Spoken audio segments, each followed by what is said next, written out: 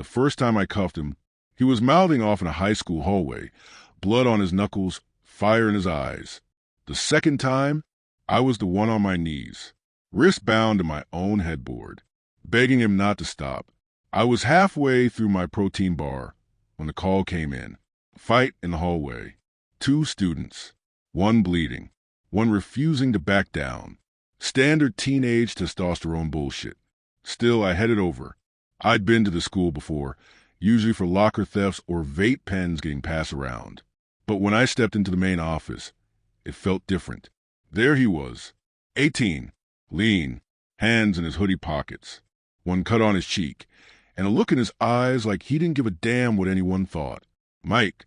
The principal was rattling off some policy nonsense, but I wasn't listening. I was watching him. Stand up, I said.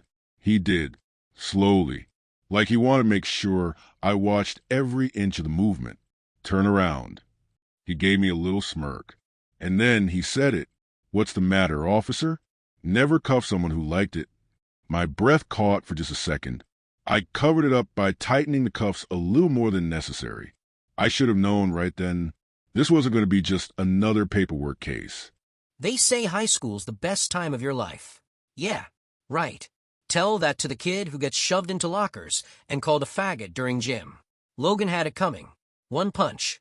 That's all it took to shut him up. Totally worth it. But then he walked in. Officer hot and broody. He looked like every cop fantasy wrapped in Kevlar. Strong arms. Clean cut. That jawline? Unfair. He told me to turn around, and I did. But not before I got in my little line. What's the matter, officer? Never cuffed someone who liked it. The way his jaw tightened. Delicious. He walked me out of the office like I was dangerous. Students stared. I smiled. The back of the cruiser was weirdly clean. He helped me in, gentle, not rough. Like he cared. I leaned forward from a back seat. So, you always this gentle? No answer. Just a flash of his eyes in the mirror. But they weren't mad. They were curious. I knew right then. He'd be back. I should have filed a report. Should have called it a day. But instead, I drove around the block twice, just to make sure he got inside okay. Once I got home, I told myself it was over, but my hand was shaking, and my mind was stuck on his voice, his smirk, that damn line. I took a shower, tried to shake it off. Didn't work. Poured a whiskey, sat on the couch, and opened my phone. His profile was easy to find. Mike, public account, selfies, gym pics, one mirror shot, shirtless, captioned, a good boy with bad habits. Jesus, I should have stopped there, but I didn't. I hit follow. 10 seconds later, he followed me back. Then the DM popped up. Mike, thought you didn't cuff guys who liked it? I stared at the screen. My heart was pounding like I was in the middle of a chase. I typed back, you talk to all cops like that? Mike, only the hot ones. I swallowed. Hard. You trying to get in trouble? Mike, depends. You gonna punish me? I closed my eyes, but I couldn't stop smiling. I was in so much trouble, and I wanted more. I wasn't expecting him to actually follow me back. Cops like him? They're usually all rules and distance. Power trip in uniform. Leave the handcuffs on the job. But not him. Officer Tall, Dark, and Daddy had a spark.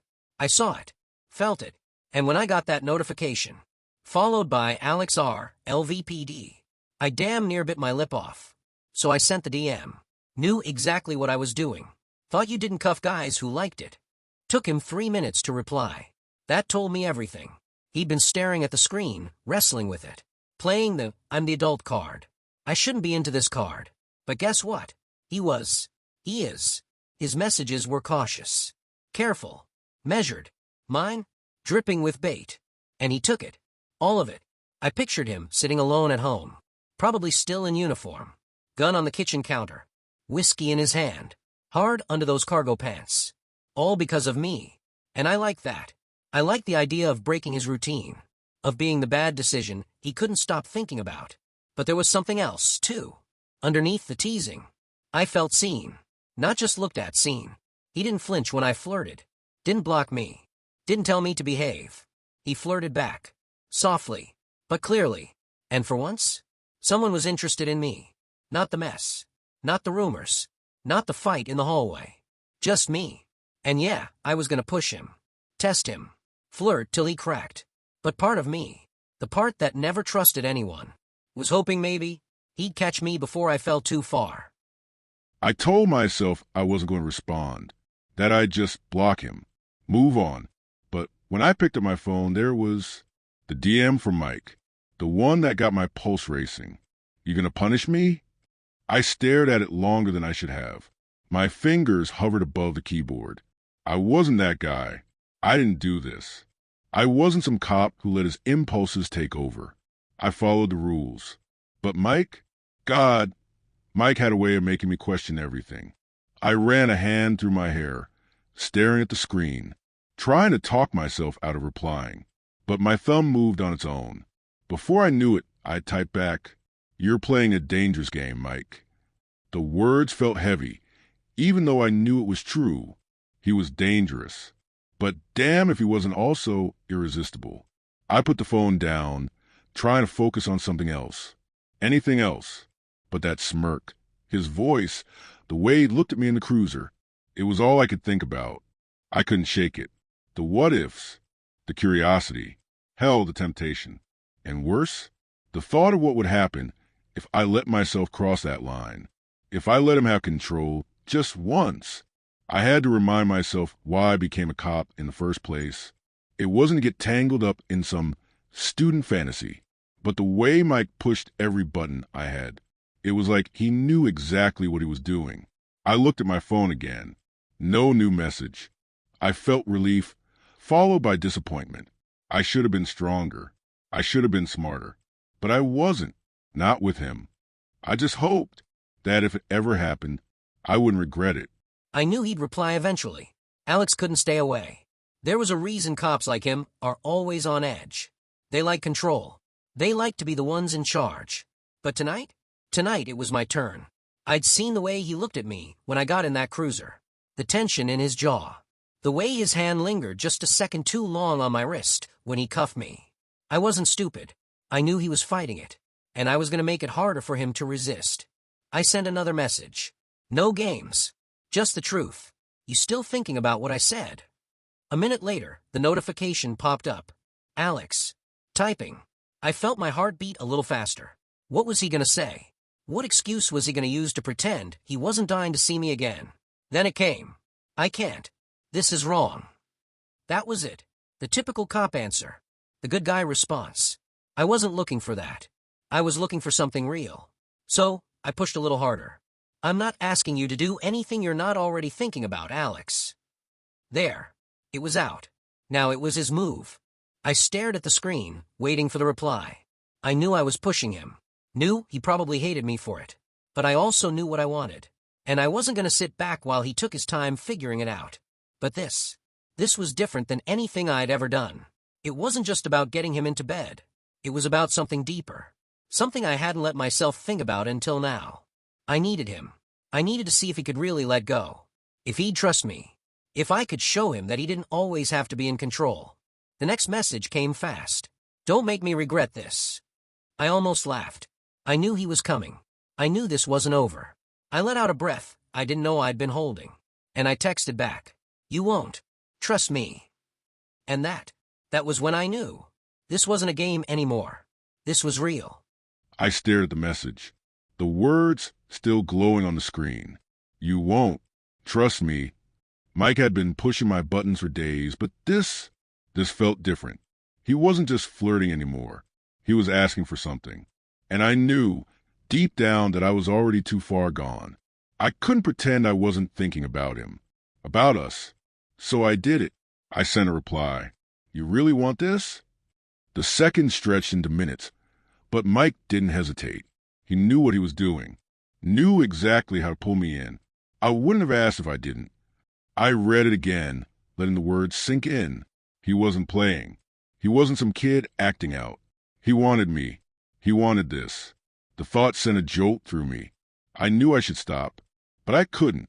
I leaned back in my chair, took a breath. I was a cop, a professional. I should have known better. But Mike, he made me feel like I was someone else. Someone who wasn't just a man in a uniform. Someone who could let go. Someone who could trust. I typed back, "Then what happens next?" The answer came quick. "You show up." I ran my hand over my face. This wasn't me. I didn't do casual. I didn't do reckless. But here I was planning to meet him. I was nervous, my mind racing with questions I didn't have answers to. What did he want from me? What was I willing to give him? I wasn't sure, but I couldn't stop. I couldn't say no. This wasn't just some random hookup. This wasn't a quick fling. I needed to know what would happen if I let him in, if I trusted him like he wanted me to. The fear in my gut was the only thing that told me I was making a huge mistake. I stood up, pacing the room. My phone buzzed again. "You coming over? Or do I have to come get you?" That was it. The final push. I grabbed my keys, checked my uniform, and walked out the door. I knew the moment he pulled up. It was in the way his cruiser rolled into the driveway, slow and methodical, like he was second-guessing everything. Every step, every move. I leaned against the doorframe, waiting.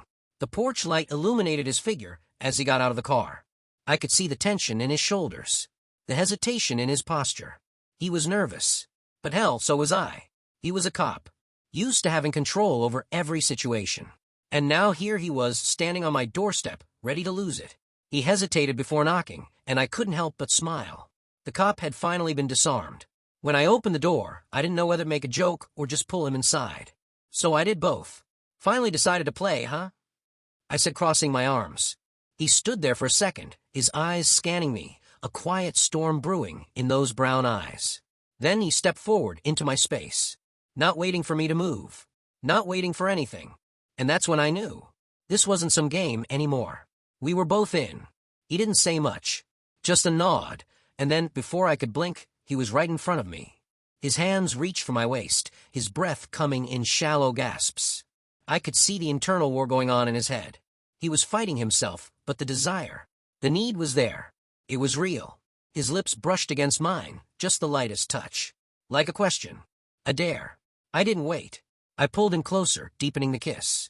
The tension finally snapped. I felt him stiffen at first, but soon he was all in. His hands were everywhere. On my neck, my back, pulling me closer. I led him down the hall, my heart racing. His fingers tugged at the fabric of my shirt, like he couldn't get enough of me. I could feel him with me, like he was trying to memorize every detail. He wasn't holding back anymore. It was all raw, all real. No more pretending. Mike, softer, more intimate. We didn't say much. Words weren't necessary at this point. His hands were on me, exploring, tugging at my clothes. I didn't care. I wanted him, all of him. He kissed me again, but this time it was different. It was desperate, hungry, as if he had been waiting for this longer than I could understand. I broke the kiss and pulled back slightly, meeting his eyes. There was nothing left to hide. No more pretense. "You ready?" I asked, voice low. His response, a single nod, and that was when I took control.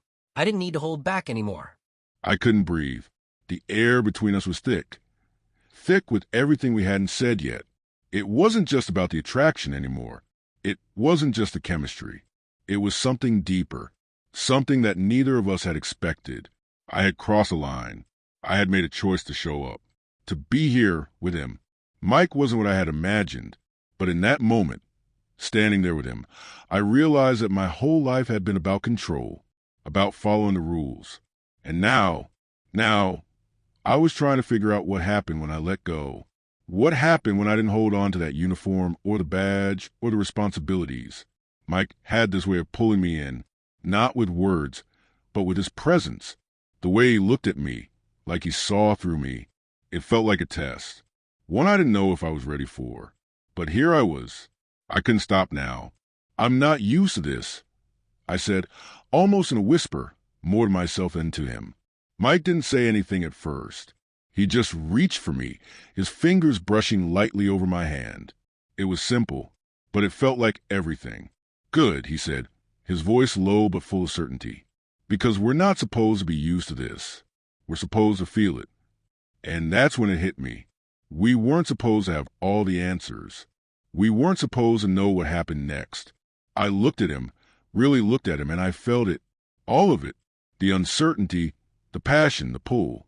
I had no idea what would come of this, but I wasn't afraid of it anymore.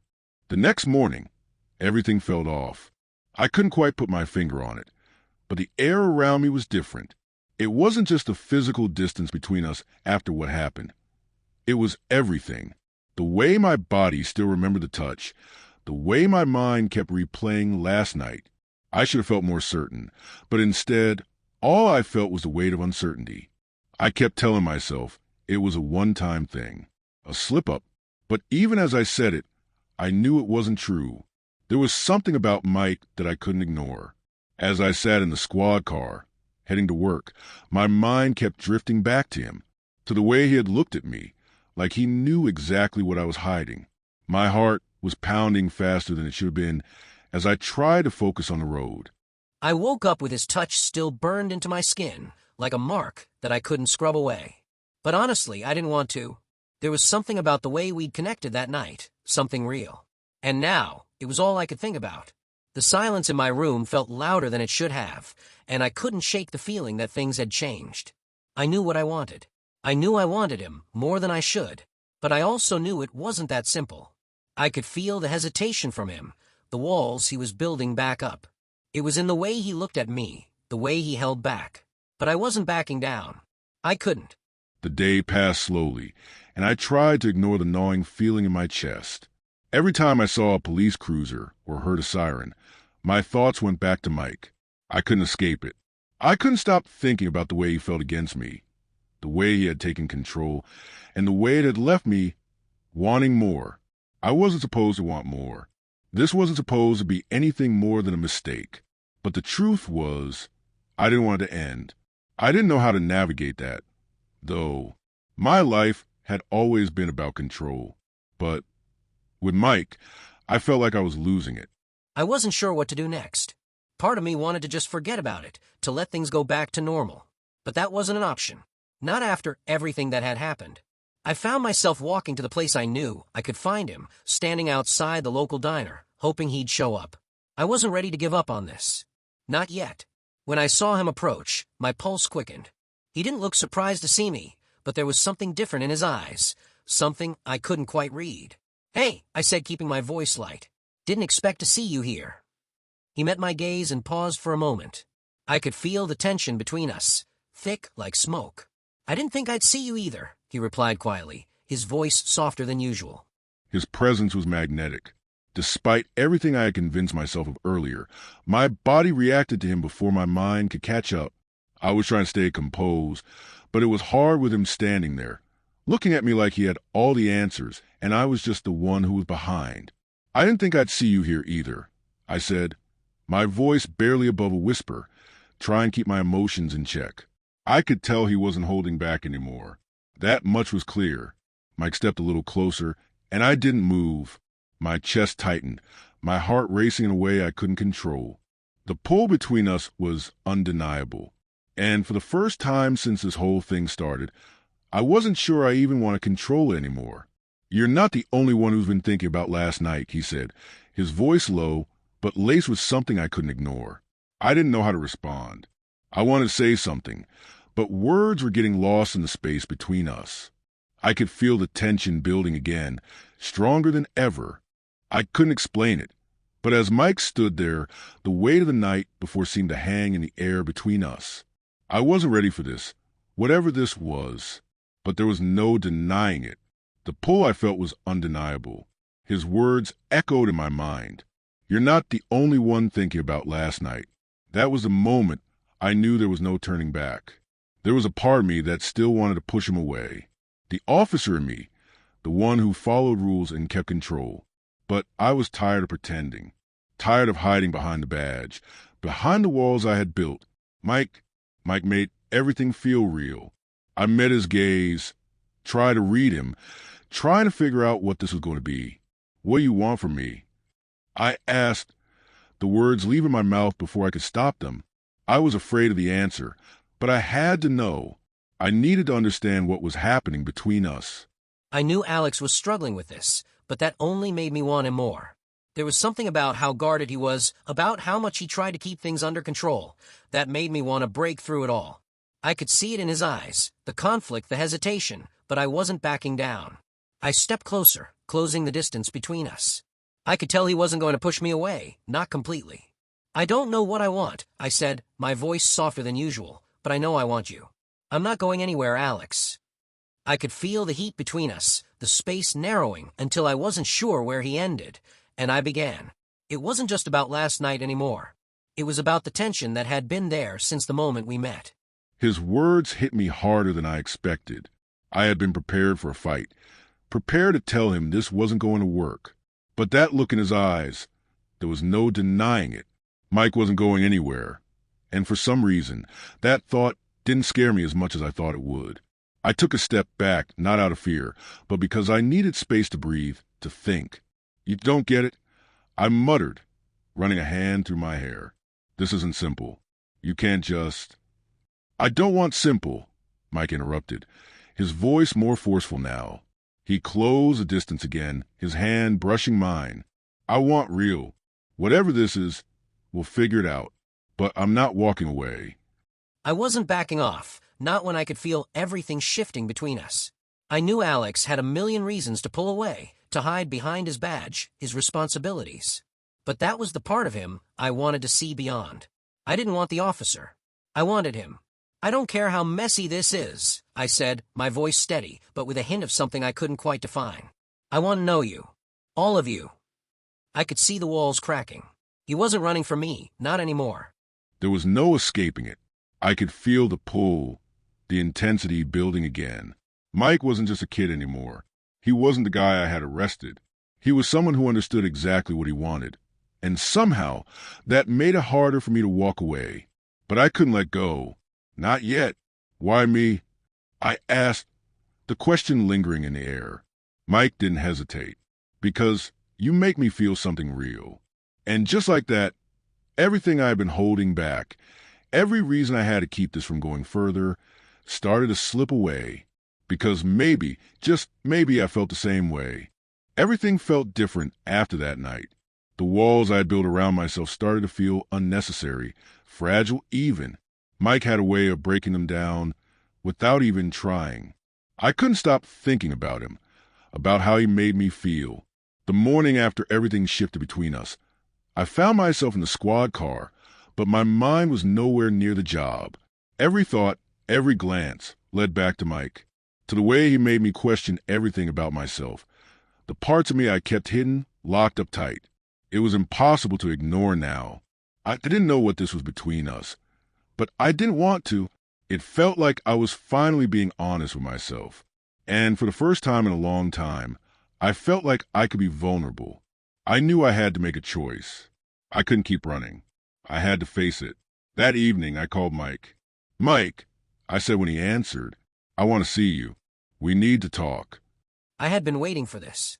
I knew it was coming. Alex had been avoiding it, pushing me away with every look and every word he didn't say. But when he called me, I felt the shift. He was finally ready. "I'll be there," I said, already feeling the excitement settle into my chest. I didn't know where this was going. I didn't know if we had all the answers. But for the first time, I didn't care. All I knew was that I wanted him. I wanted us to figure this out together. When I arrived at his place, the tension was still there, but it wasn't the same kind of tension as before. This time, it felt like anticipation. Like something real, something worth fighting for. I stood at the door, waiting for him to open it. When he did, I saw something different in his eyes. Acceptance. Not just of me, but of us. "You ready for this?" I asked, my voice steady but full of the hope I had been holding back. "I think so," Alex replied, his voice low. "I'm ready to stop pretending." Mike walked in, and for the first time in a long time, I didn't feel the need to hide anything. There was no mask, no uniform to shield me. It was just me, just Alex. We sat down, facing each other. I could feel the shift in the air, the words I've been holding on to now finally spilling out. "I'm not good at this," I said, my voice quieter than usual. "I don't know how to be what you need me to be, but I'm here. I want to be here, with you." Mike's expression softened, and he reached out to take my hand. "You don't have to have all the answers, Alex. We'll figure this out. Together. The silence between us wasn't uncomfortable. It was different. It was the kind of silence that said everything without needing words. Alex was opening up. He was letting me in. And for once, I wasn't going to push him. I wasn't going to try to rush anything. This was it. This was real. We were real. I leaned in close enough to feel the heat of his breath and whispered, I want you. Not just this, not just last night. I want to know you. All of you. I could feel him tense for a moment, but then he relaxed.